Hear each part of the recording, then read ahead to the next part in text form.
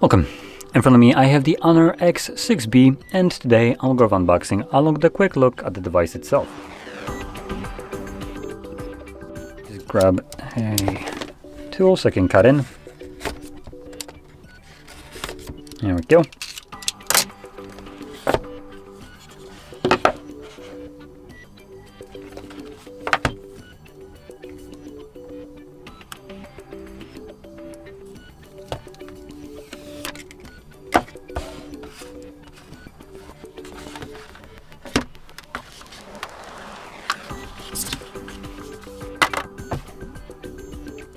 So that's all we got in the box. Some paperwork, cable, type A to type C, and the phone.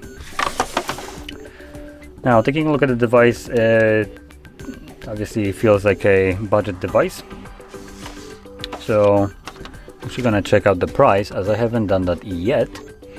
And the price is... okay, I don't know. I need to actually search for it. To Google search, and we're looking at a price of about $100. So this is a relatively budget device, meaning I won't be able to be too harsh to it, but I'll still try my best. So in terms of battery and internals, we are looking at a Helio G85 processor with 6 or 4 gigabytes of RAM, a 5200 mAh battery, and a 35 watts charging, which is nearly as fast as what Samsung offers with their flagship devices. Just fantastic. I love that a $100 device can charge almost as fast as a most expensive Samsung phone. Anyway, storage wise, we're looking at 128 gigabytes of built-in storage at the lowest end, and you can get it up to 256 at the highest end with an expandable storage using micro SD card. Next, if we talk about the display, we have a 6.5-inch display with a 720 by 1612 pixel resolution TFT LCD display running at surprisingly 90 Hz refresh rate.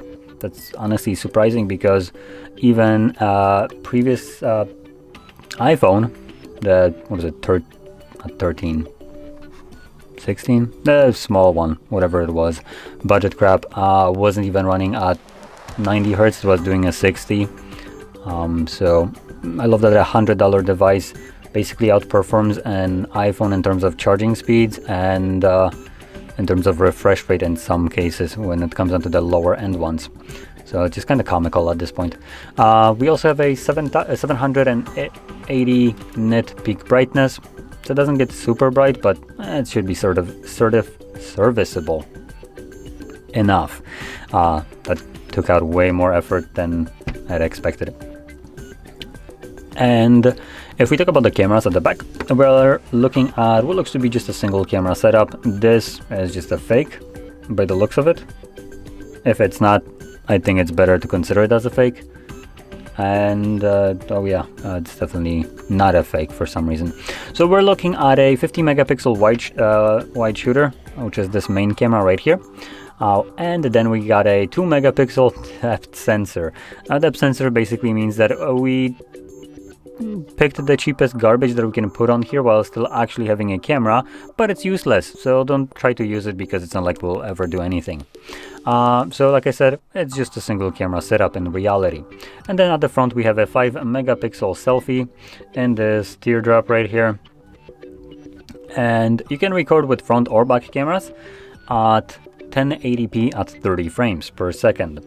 So again, I want to point that out again. This is a $100 device. It's basically almost as cheap as it can get while still functioning normally.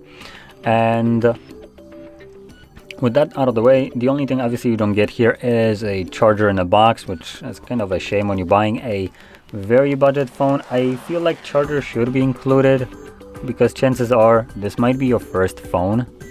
So that's my kind of perspective on this. We also have a headphone jack right here, which is pretty nice inclusion, almost forgotten to time. And next to that we have some speakers, microphone, Type-C charging port, and at the top we've got another microphone, volume markers, power button that doubles as a fingerprint sensor, our SIM/SD tray right here, and all plastic build, at least at the back, and frame, and obviously glass front with a pre-applied screen protector.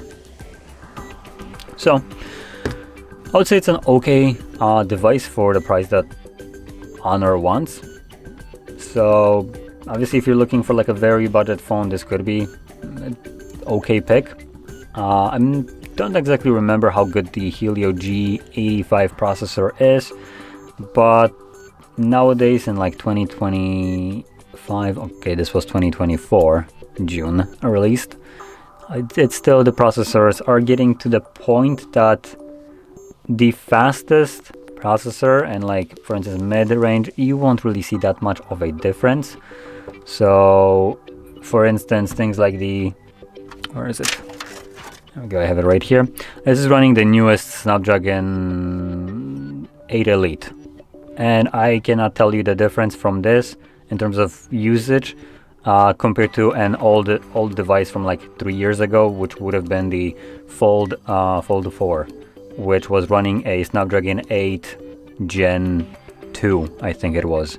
So 2 generations higher with a massive leap in performance, and I genuinely cannot tell the difference between the speed of opening applications right here. So again, it's more preferential. In terms of more like raw performance and encoding and stuff like that, it will be obviously faster.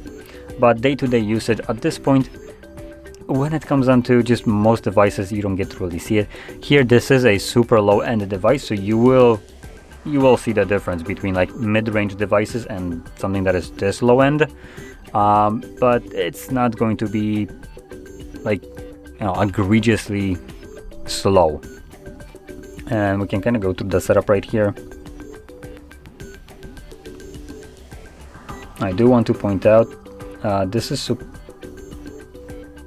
where's the other one?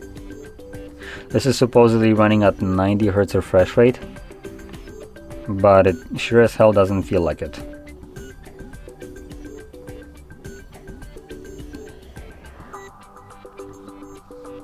So I'm gonna go through a quick setup just so we can see how the OS looks and runs. And while I'm doing that, I also want to kind of mention one thing that some people might find interesting. When it comes down to budget devices like these, manufacturers do get to spend obviously money for like different components, and having a higher end device than this will not be that big of a, you know, price difference, while offering you a massive leap in performance in general. So as an example, this device costs $100, right? While if you decide to go for a device that costs about $180, so $80 more, let's just even round it out to double the price, you're gonna get a device that is performing more than double the price of this. So you're gonna have improvements in battery charging speeds, display, so it's going to be something like an AMOLED display or OLED one with a 120 Hz refresh rate, obviously faster processor, and definitely better cameras than what you have right here. So it's improving on everything. And for a phone, when you have ranges from like $100 to $1,800, spending that like $80-90 more is not that much in grand scheme of things in this kind of comparison. But spending that $80 basically gets you a device that performs indistinguishable, I would say, in terms of raw speed from a higher end devices. So it's like spending more money, it's just kind of, you don't really gonna feel it as diminishing returns basically. But when you're going from the lowest shelf a little bit higher, you will kind of start to see the differences between each device. As at the lowest end, these devices try to have just 1 or 2 things that make it stand out that you might be interested in. And this one already seems to be offering a couple things like bigger battery with 5200, decent charging speed at 35 watts, and a 90 Hz refresh rate, which I was going to check. Let's see. Yes, I got it. You don't need to tell me that every time. So let's see. Well, actually, here, I can already tell it is running at 90 Hz. And also, it's doing it pretty well. Mind it, there's no applications installed, but it's not like lagging or anything, which is obviously pretty good.